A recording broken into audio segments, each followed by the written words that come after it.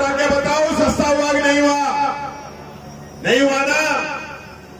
तो वो तो कहता था दाढ़ी वाला बाबा हमारा चाय वाला कि मैं सब सस्ता कर दूंगा, कहता था ना कि बहुत हुई महंगाई की मार। अब की बार हमारी सरकार, हमारी माताएं बहनें जब धुएं के अंदर चूल्हा जलाती हैं तो उनकी आंखें खराब हो जाती हैं। मैं उनको सस्ता सिलेंडर दूंगा। कांग्रेस का 350 का सिलेंडर 1150 में बेच दिया और कहता है मैं इन माताओं बहनों को सस्ता सिलेंडर दूंगा। आज जो सिलेंडर अशोक गहलोत जी ने 500 रुपए में कर दिया, तब मोदी जी कह रहे हैं मैं 200 कम करूंगा। 200 नहीं मोदी जी, चुनाव आ रहे हैं, आपको 200 में सिलेंडर देना पड़ेगा। इन गरीबों की खून पसीने की कमाई आप अमीरों में बांट रहे हो। राहुल गांधी अगर कहता है कि इस देश का जो पैसा है वो नीरव मोदी, ललित मोदी, माला जैसे लोग लेके विदेश के अंदर जा रहे हैं, तो राहुल गांधी की लोकसभा की सदस्यता खत्म कर दी जाती है, उनको सांसद से हटा दिया जाता है और हटाते ही उनका मकान खाली करा लिया जाता है। ये तो धन्य इस हिंदुस्तान की जनता जिसने कहा मेरा घर राहुल गांधी का घर है, मेरे घर में आके रहिए, और इस देश के कानून ने उनको वापस आज लोकसभा की सदस्यता लौटाई है।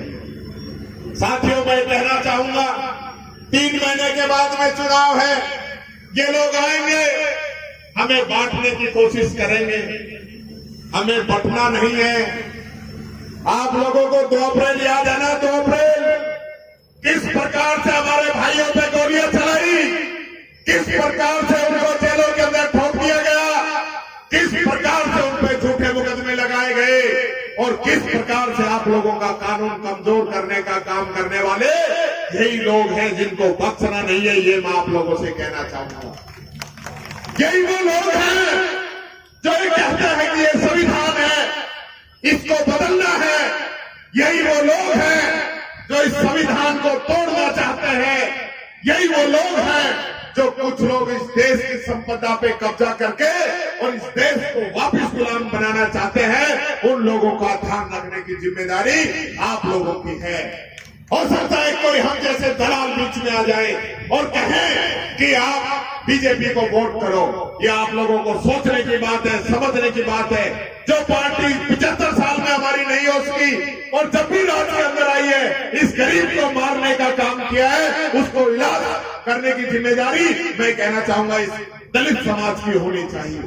अगर बाबा साहब को मानते हैं तो बाबा साहब के अनुयायी हैं, तो बाबा साहब ने जो हमें मिशन दिया है उस मिशन को पूरा करने के लिए ऐसे लोगों को हमें घर बैठाना पड़ेगा। हम लोगों को एकजुट होना पड़ेगा। हम लोगों को लोग तोड़ने आएंगे, लड़ाने आएंगे, हिंदू मुस्लिम की बात करेंगे, एससी जनरल की बात करेंगे, आदिवासी गैर आदिवासी की बात करेंगे।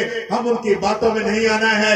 हमें एकजुट होकर हमें इस जगह पे हमारे वाजिब भाई को वापस जिता के भेजना है। ये निवेदन आप लोगों से करना चाहता हूं। और मैं कहना चाहता हूं, बहुत से ऐसे लोग हैं जो कहते हैं कि कांग्रेस ने हमें क्या दिया।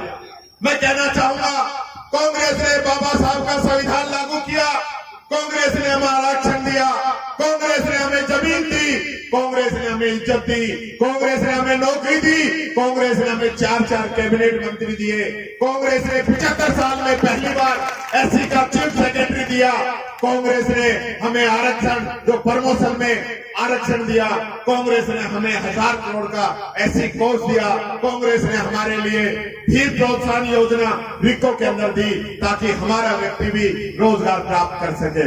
साथियों, जो काम करना चाहता है, दलित वर्ग से है, वो बताए उसको लोन चाहिए, वो फैक्ट्री लगाना चाहता है, आधे में पार्टनर राजस्थान सरकार बनेगी आपके साथ, ये कांग्रेस ने दिया।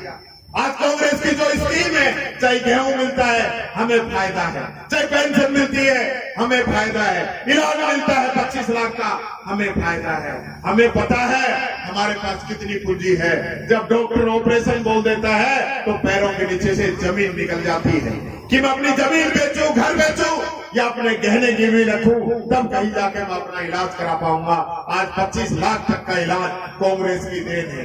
हमें नरेगा का रोजगार कांग्रेस की देन है। हमारे बच्चों को स्कूल के अंदर फ्री खाना, स्कूल के अंदर दूध, ड्रेस, एजुकेशन, हॉस्टल, बच्चियों को स्कूटी, स्कॉलरशिप, कोचिंग, ये सब कांग्रेस की देन है। तो साथियों, आप लोगों से मैं अपील करना चाहूंगा कि आप सब लोग एकजुट रहें, एकजुट होके आने वाले समय में कांग्रेस पार्टी की मदद करें, उसका सहयोग करें, और जो ऐसे लोग हमें बांटना चाहते हैं उनसे दूर रहें। क्योंकि आज ये लड़ाई सिर्फ नगर और सीकरी की नहीं है, आज ये लड़ाई सिर्फ राजस्थान की नहीं है, और ये लड़ाई कोई दिल्ली की सीट की भी नहीं है। ये लड़ाई है तो इस हिंदुस्तान की आम आवाम की है, इस हिंदुस्तान की जनता की है। ये लोग वापिस अगर देश के अंदर आ गए तो हिंदुस्तान को खत्म कर देंगे, हिंदुस्तान को खत्म कर देंगे।